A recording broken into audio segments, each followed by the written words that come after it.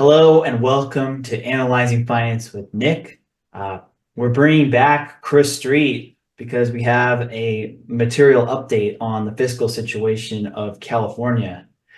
And it looks like they might be broke. So, Chris, what is the latest in terms of the state's financials? And how does that affect your typical Californian who lives here? Well, first of all, Nick, I was on your show, I think, about 6 weeks ago, and I inadvertently gave you a bad number. I said that they'd have about $25 billion deficit for this year, ending June 30th, and about a $48 billion deficit for next year. I apologize. Their deficit number now is 31.5 billion for this year and 68 billion for next year. That is literally up by 15 billion this year and close to 45 billion next year. So how's this going to affect people? It's going to be a disaster. I mean, when you look at California, there are two classes of people. There are the 20 million people sort of living on the coast and, living the cosmopolitan life. They're not going to do well. And there's the other 20 million people that live inland, and they haven't been doing well. And personally, I don't think that, I think this is their chance to do much, much better, because literally California is a money machine built on tech, new issues, crypto, everything new and everything intangible. And we are moving from an intangible world to a tangible world where you actually have to make things instead of ordering them, from China. So I think the state is clearly in crisis for the people who won over the last, in the last 40 years. And probably on the verge of a boom for the other half that really paid a price. How fast will this roll out? Well, about a month ago, the accountants, I'm sure the accountants and lawyers for the state of California, they were going to issue what was called a tax and revenue anticipation note. And the numbers were so bad that they forced the state to make a public announcement. And you know what happens when you make public announcements in companies about huge losses? Your vendors start cutting back your terms. So that's already started, Nick. And we're moving into the jaws of a really nasty recession led by California, but the United States will be right behind. So the question really is that how are they going to get out of this fiscal situation? Will enough tax hikes or getting rid of Prop 13 be enough to fix this, or is it default? Well, I understand people say that California's always bailed out. Actually, historically, in the 70s, they almost defaulted and they got no bailout. In the 30s, they actually defaulted across the board and they weren't allowed to file bankruptcy. The 1890s were the same issue. California is so big that imagine this just for 1 year, a $68 billion deficit, and deficits for the next 4 years after that, ranging anywhere from 45 to say 55 billion. So what you're really talking about here is close to $300 billion. Now, the entire discretionary spending of the US Congress is $750 billion. About half of that is really money that you can't cut. It's for some kind of health things or other issues that really can't be cut. So the real cash that Congress spends is about $375 billion for all of their Christmas ornaments and all that. And essentially, California wants 1 out of every 6 just to survive to the next year to need the same type of bailout.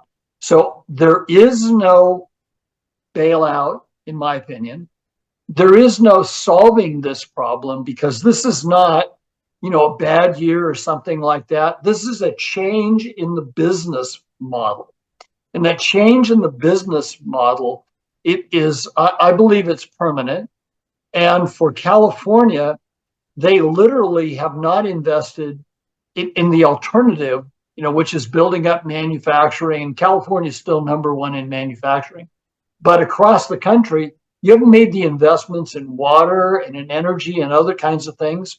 You've made windmills, but you haven't built natural gas power plants, which industry really needs to have consistent power for high quality production. So my belief is they're going to scream everything. They're going to say they want to raise taxes. The problem with raising taxes is they've already been raising taxes, and now it's what's called pushing on a string. Have you ever heard that saying? Yeah. It means when you've taxed people so high that you actually get less revenue. Now, where is this coming from? It's not Richie Rich moving, to say Texas or Florida.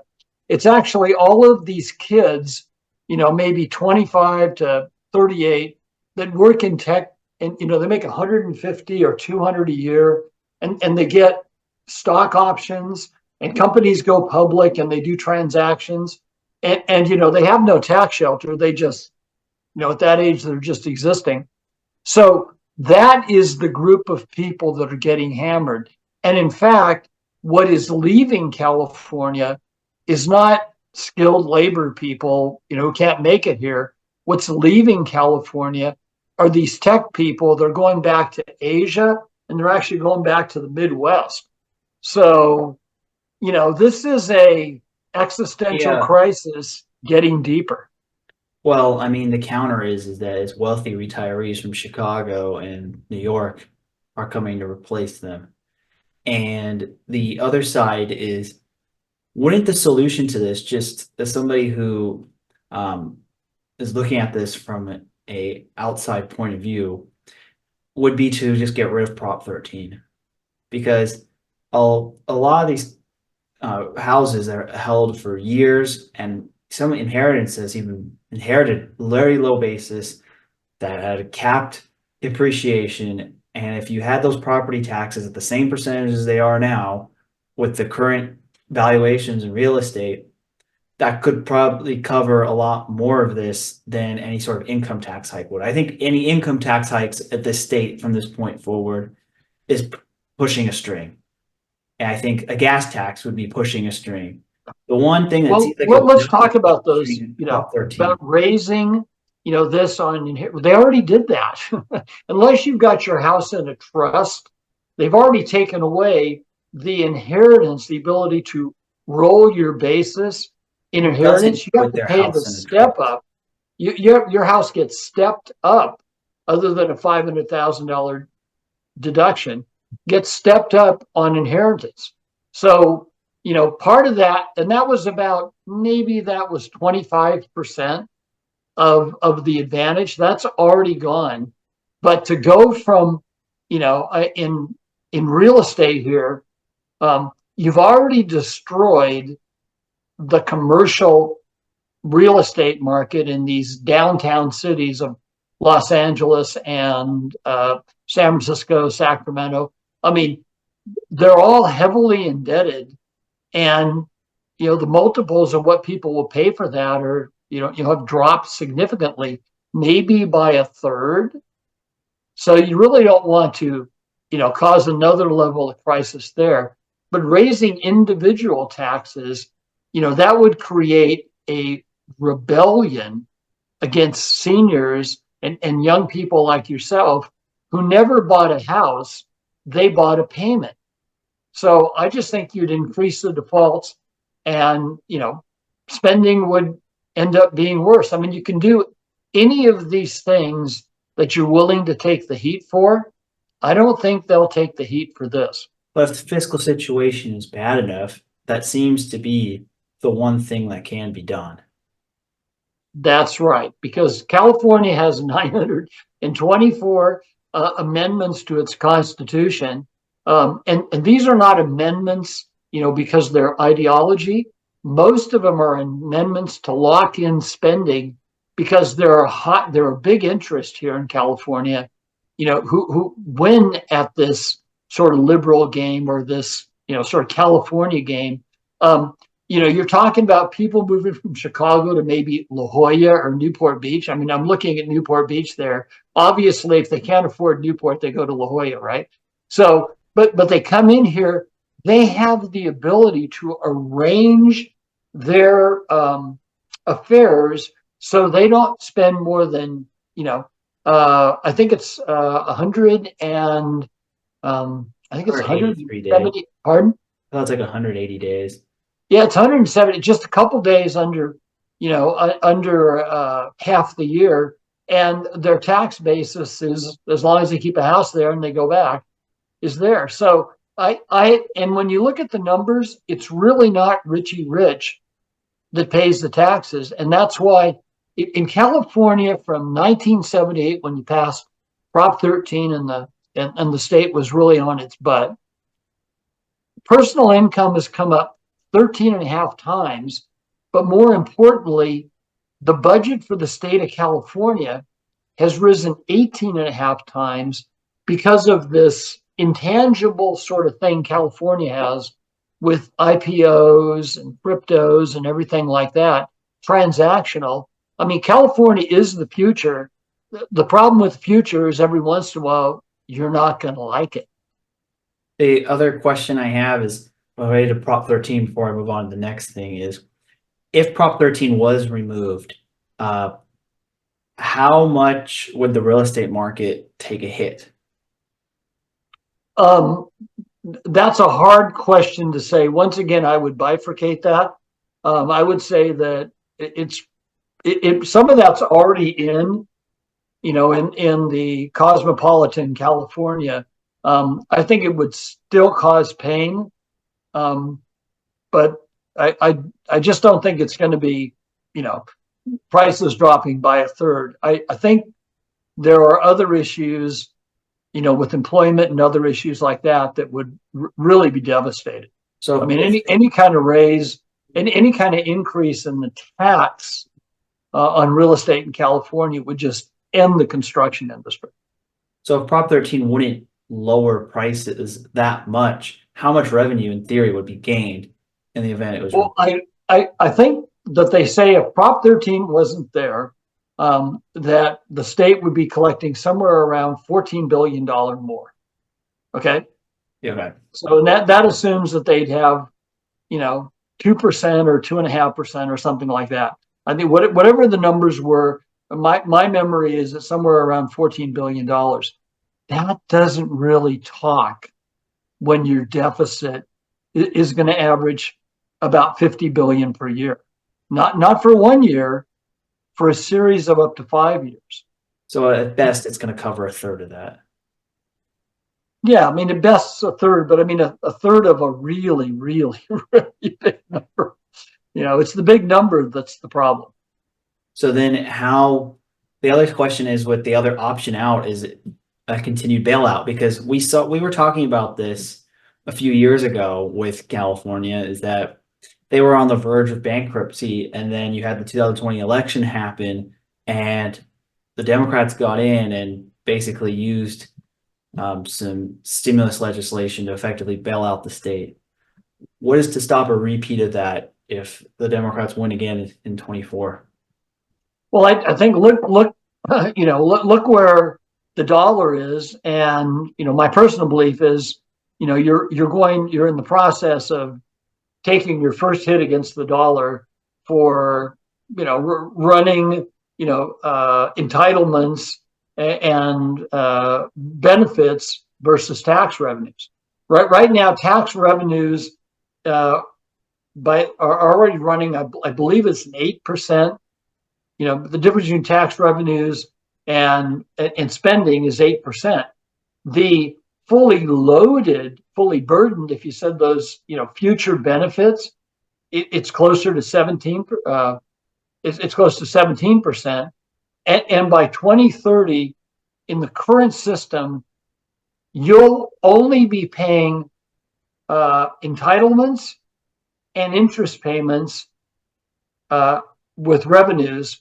The rest of all your spending will be deficit. So you'd be looking somewhere in the 32% range by 2030. That's why I think, Nick, that the game is already over, and California is just the canary in the mine. So you just think basically that inflation would be the reason why the feds will not bail out California? I just don't think they have the tool. I think that, one of the good news for California is they would have defaulted in 21. I sat on a committee for the California governor in 2009 and 2010, and we saw the numbers. And the problem is that revenue goes away. It doesn't necessarily come back. And eventually it came back 2.5 years later when employment went up. But this time employment's gone up and the revenue has gone down. So I just think we're farther along in the crisis. That $98.5 billion that California got, it's gone. So back to, again, the public finances of California. So we need to see so how many years in a row the NASDAQ, or how low does the NASDAQ need to get before the public finances become a clearly irreversible problem? Well, I think that you're at that point already. So let's just sort of talk about. I'm going to challenge you on this because we recovered basically all the losses from last year, and the prospect of lower rates is, it looks like the IPO market may be heating up again. I hear that, but I want to tell you that the revenue for California, was 169 billion this year. These are tax revenues, and they spent 238. I mean, that's just crazy difference in numbers. Let's just say that, those 7 stocks, by the way, generated 13% of California's taxes. So that 169 through June, already encompassed 13% of that 169 billion in taxes came from those 7 companies. The rest of it, in general, or just those specific companies? It's capital gains. It's every kinds of transaction. That includes like the salaries of like Apple employees too? Yes, that's right. So that's their economic impact according to the Legislative Analyst Office. Okay. And they really don't employ that many people, and especially not that many people here. I'm just saying that all that is kind of in, and the problem is that there's just not a lot of new from here. And clearly with what's going on geopolitically, I don't see how, worldwide sourcing it shrank. The revenues at the Port of Los Angeles and Long Beach from containers are down over 25%. The forward window shows them down more this year. In the forward order book. So, I mean, I just think it's all going, the business model of globalization was a great ride. It has peaked. 7 companies, just the way this always works, 7 companies got most of that juice.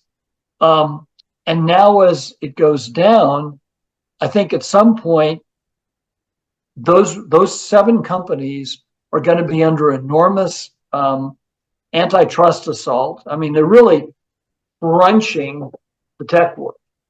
I mean, that's been the history of it, Nick. That they eventually the DOJ eventually takes it away. I mean, you can look at what Google does and what Apple does, and I mean, it's just not justifiable. So then the question I have is, let's just say tech stocks and crypto and IPOs and all this stuff doesn't go up enough to increase revenues. You don't It have doesn't Prop go up. 13 doesn't getting removed is not enough to cover it on the tax increase side. So if, That's assuming exactly that right. I am wrong on both of those, it will not, and California just doesn't have a way to fill this gap. By law, I think states have to have balanced budgets, and people just won't care then. Remember that they haven't issued a audited financial statement within 365 days of the end of fiscal year since 2018. So California doesn't have an audited financial statement. They don't issue general obligation bonds. According to the controller, she doesn't have confidence in the integrity of the numbers. They blame it on the system. So then how does California finance deficits if they don't issue any general obligation? Well, as I said, what happened in October is they don't issue general obligations. They do issue tax and revenue anticipation notes. Now, these tax and revenue anticipation notes, what happens is there's a lockbox, and the taxes go from the taxpayer into the lockbox. The lender agrees to lend, 85% of the expected tax revenue to the state, for a period of less than 270 days. So here's the agreement. The tax revenues are coming in. The state of California's already got 85% of what they think they're going to collect. That's why they have such a shocking moment in October, because what had come in was so much different than the expectation. And, the numbers got worse since then. So then why do you think the municipal bond market in California hasn't really reacted? I have no idea why these people are insane. Because if this is really as dire as you say it is, it should show up in the bond market. Well, remember that bonds, it's just like California has people talk about the California pension plan as a real problem. The unfunded pension plans. Yeah. There's a pension plan called Public Employees Retirement System. And then there's a pension plan called State Teachers Retirement System.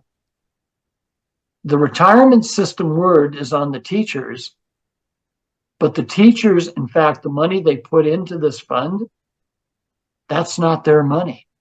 That's the state's money. The state actually has a legal liability to pay those pensions. They've sort of stopped funding on a month-to-month basis. When the employees put their payments in, they used to pay them on a month-to-month. Now they're not paying them until the last day of the fiscal year, June 30th.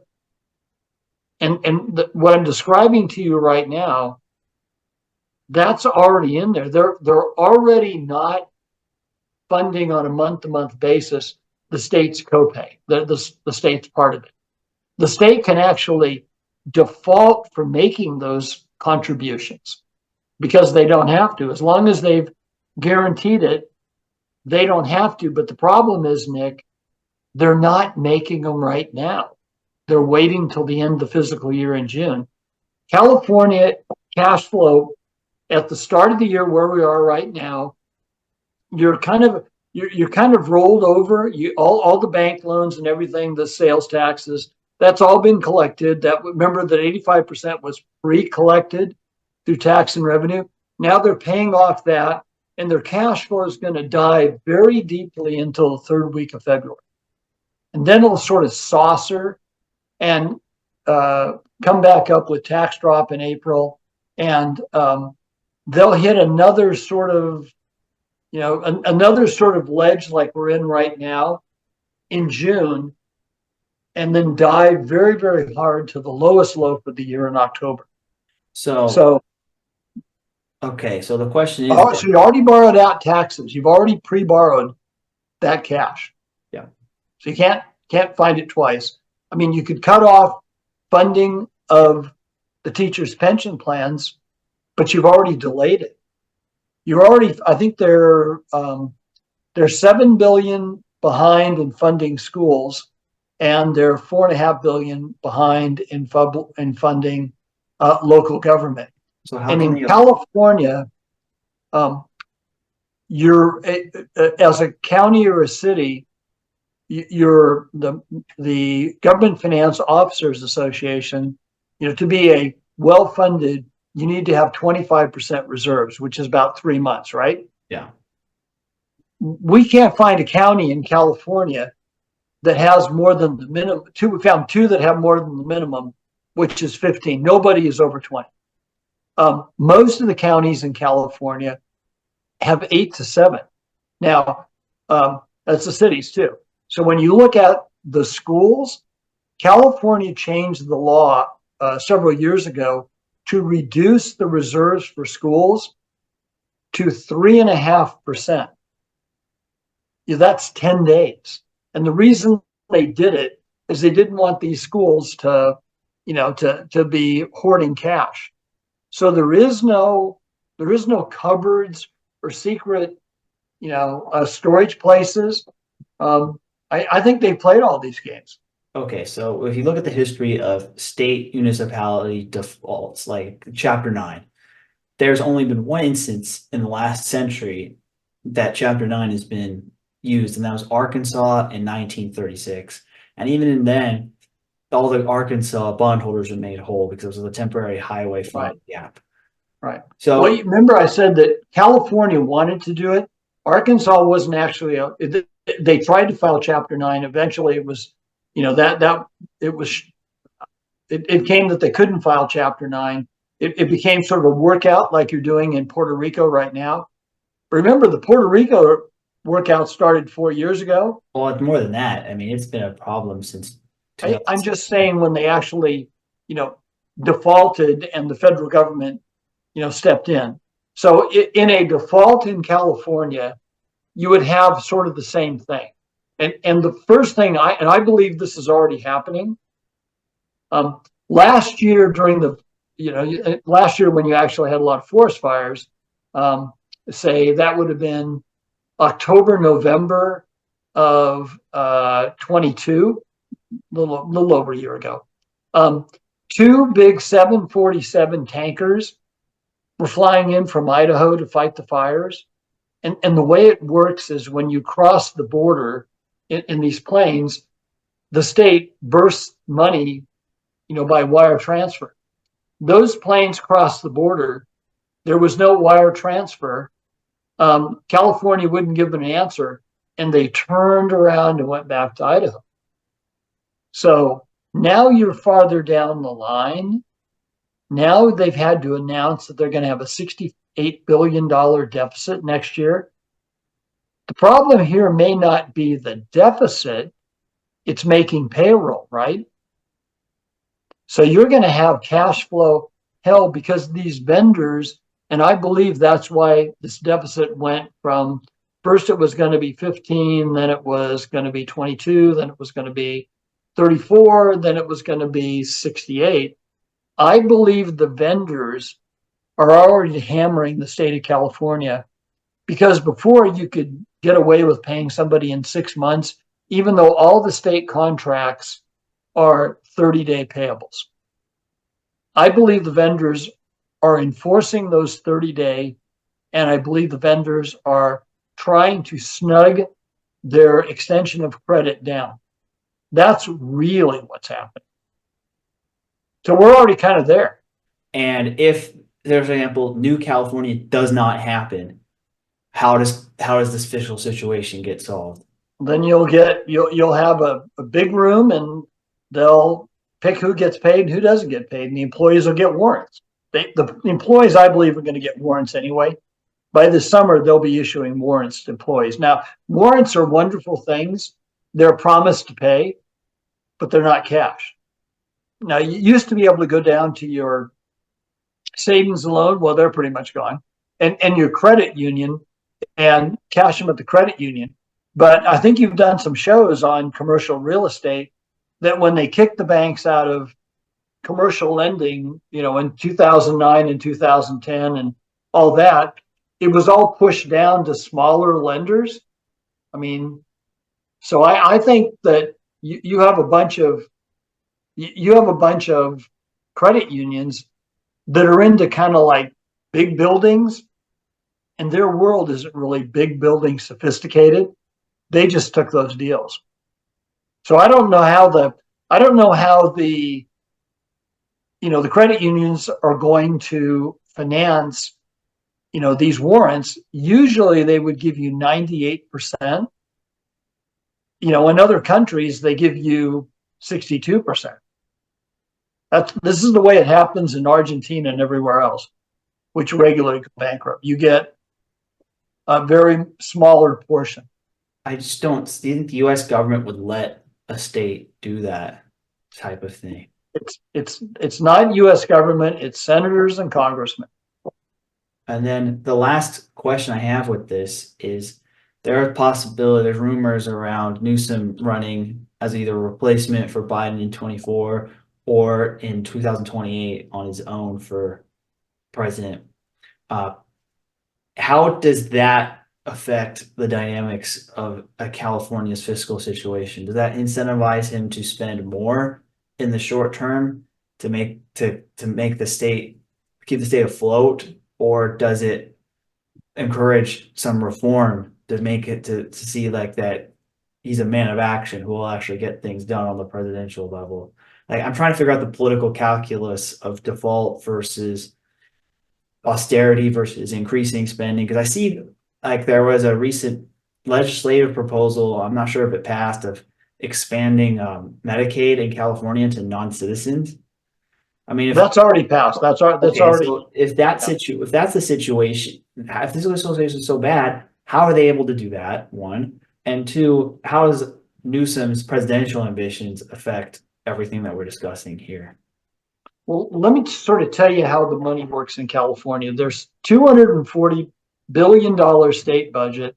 There's about a $270 billion that comes from the feds through the state to the counties and the cities. So the state already gets paid 12.5%, to manage those monies, literally that came from the Fed into a bank account, and then theoretically would go down to the counties and the cities. So the counties and the cities only get 87.5% of the money. Now, sometimes it's that overhead is 10% versus 12.5, but 12.5 is a good number. So if the state didn't do anything, they would be getting somewhere around, almost $40 billion for just banking the cities and the counties. So when this money comes in, the question is, what are they going to do, right? Can they just glom onto that money? If you glom onto that money and you don't pay down to the counties and the cities, that is a default.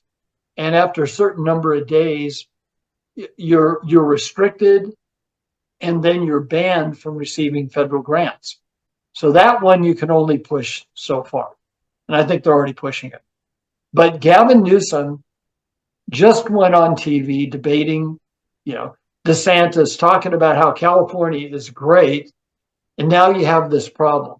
I can tell you internally, the state a week and a half ago, declared a spending freeze. Most state units are going to meet this Friday, which is the 5th. And remember, this is the last week of the calendar year, right? So the plan is to meet, and I think there will be layoffs, and there'll be spending issues addressed on that. But if you cut off everything legally you can cut off in spending in California, it's about $31 billion out of these $50 billion problems, okay? So you cut that spending off, you're going to lose some, economy because of that spending, right? But that 31 billion, that assumes everyone who, is going to get cut isn't going to litigate, isn't going to try to stop that, isn't going to slow it down. They're already there, Nick. I thought this would happen in August of next year. it happened in October, and now you're getting the follow through. So there really isn't a way, in my opinion, you can tax your way out of this. And because of the Constitution, you can't cut your way out of this. You've got to change the entire business model.